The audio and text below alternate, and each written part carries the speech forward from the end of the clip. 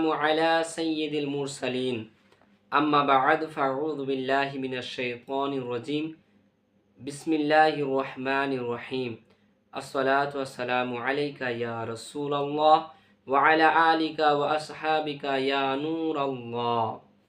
প্রিয় ইসলামী ভাইরা, আপনারা সকলেই জানেন যে এই মাসটি যেটি চলছে এই মাসটি হলো পবিত্র মাহে রমজান। এই মাসটি আরবি মাসের 9 নম্বর মাস। আমরা সকলেই অবগত এই মাস সম্পর্কে, যে মাসটি হলো পবিত্র রমজান মাস।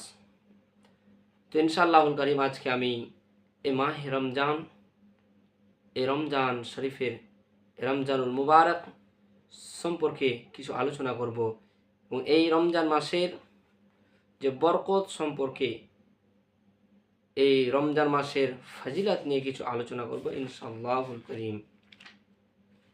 তো আপনাদের কাছে আমি অনুরোধ করব যে আপনারা এই ভিডিওটি অবশ্যই না টেনে শেষ পর্যন্ত দেখেন, ইনশাআল্লাহুল কারীম অনেক কিছু বুঝতে পারবেন।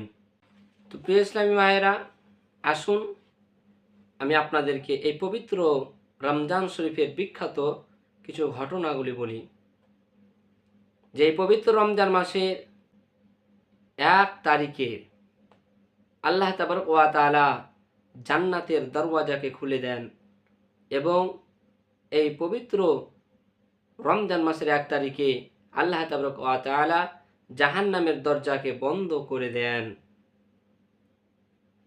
আর শয়তানকে শিকল দিয়ে বেঁধে দেন। এবং পবিত্র রমজান মাসের 3 তারিখে হযরতে সাইয়্যিদুনা হযরতে ইব্রাহিম আলাইহিস সালামের প্রতি সহিফা অবতীর্ণ হয়েছে। যে সহিফা বলা হয় যে আসমানে ছোট ছোট পুস্তককে। এবং পবিত্র রমজান মাসের 6 তারিখে সাইয়্যিদুনা হযরতে মুসা আলাইহিস সালামের প্রতি তাওরাত অবতীর্ণ করা হয়েছে। এবং পবিত্র রমজান মাসের 13 তারিখে সাইয়্যিদুনা হযরতে ঈসা আলাইহিস সালামের প্রতি ইনজিল অবতীর্ণ করা হয়েছে। এবং 18 রমজান সাইয়্যিদুনা হযরতে দাউদ আলাইহিস সালামের প্রতি জবুর শরীফ অবতীর্ণ করা হয়েছে। এবং পবিত্র রমজান শরীফের 27 তারিখে হযরতে ইমামুল আম্বিয়া ওয়াল মুরসালিন খাতিমুন নবীন জনাবে আহমদ মুজতবা মুহাম্মদ মুস্তাফা সাল্লাল্লাহু তাআলা আলাইহি ওয়াসাল্লামের উপর পবিত্র কুরআন অবতীর্ণ করা হয়েছে। এবং পবিত্র রমজান শরীফের 17 তারিখে মক্কা শরীফ জয় হয়েছে। এবং পবিত্র রমজান মাসের 27 তারিখে বদরের যুদ্ধ হয়েছে, যাতে নবী করিম সাল্লাল্লাহু তাআলা আলাইহি ওয়াসাল্লামের সাহায্যের জন্য ফেরেশতা অবতরণ হয়েছিল। এবং পবিত্র রমজান মাসের শেষের 3 এতগুলি মানুষকে জাহান্নাম থেকে মুক্তি দেওয়া হয় যতগুলি রমজান মাসের শুরু থেকে শেষ পর্যন্ত মুক্তি দেওয়া হয়। সুবহানাল্লাহ। আসুন এবার এই রমজান মাসের কিছু ফজিলত সম্পর্কে আমরা জানি যে এই রমজান মাসের পবিত্র রমজান মাসের ফজিলত কি আছে। হযরতে ইবনে জাওজি রাহমাতুল্লাহি তাআলা আলাই উনি নিজের পুস্তকের মধ্যে বলেছেন, যে মতো হযরতে সাইয়্যিদুনা হযরতে ইয়াকুব আলাইহিস সালাতু ওয়াস সালামের 12 পুত্রের মধ্যে সাইয়্যিদুনা হযরতে ইউসুফ আলাইহিস সালাতু ওয়াস সালাম আপন পিতার নিকট অতি মায়া ও স্নেহের ছিলেন, তদ্রূপ বছরের 12 মাসের মধ্যে রমজান শরীফ আল্লাহ পাকের দরবারে অতি উত্তম। সুবহানাল্লাহ।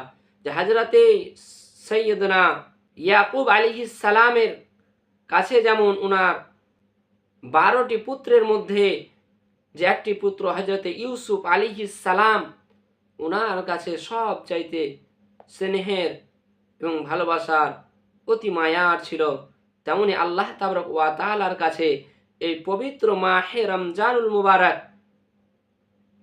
12টি মাসের মধ্যে যে এই রমজানুল মুবারক আল্লাহ তাবারক ওয়া তাআলার কাছে অতি প্রিয়, অতি মায়ার, অতি উত্তম। এবং আরো বলেন, আর যেরূপ দয়াবান আল্লাহ তাআলা সাইয়্যিদুনা হযরতে ইউসুফ আলাইহিস সালাতু ওয়াস সালামের ওসিলায় বাকি 11 ভাইকে ক্ষমা করে দিয়েছেন, তেমনি রমজান শরীফের বরকতে 11 মাসের গুনাহ মাফ করবেন। সুবহানাল্লাহ। হযরতে ইউসুফ আলাইহিস সালামকে উনার 11টি ভাই যে উনাকে কুহার মধ্যে নিক্ষেপ করেছিলেন, তারপরে হযরতে ইউসুফ আলাইহিস সালাম যখন যে মিশরের বাদশাহ হলেন এবং নবুয়াত প্রাপ্তি হলেন, তো হযরতে ইউসুফ আলাইহিস সালামের ভাইরা উনার কাছে গিয়েছিলেন। হযরতে ইউসুফ আলাইহিস সালাম উনার ভাইদের জন্য দোয়া করেছিলেন যে আল্লাহ তুমি আমার এই ভাইগুলোকে মাফ করে দেন। হযরতে ইউসুফ আলাইহিস সালামের জন্য উনার 11টি ভাইকে আল্লাহ তাবারক ওয়া তাআলা ক্ষমা করে দিয়েছিলেন। তেমনি আল্লাহ তাআলা আমাদের 11 মাসের গুনাহগুলিকে এই রমজান মাসের ওসিলায় মাফ করে দিবেন। সুবহানাল্লাহ।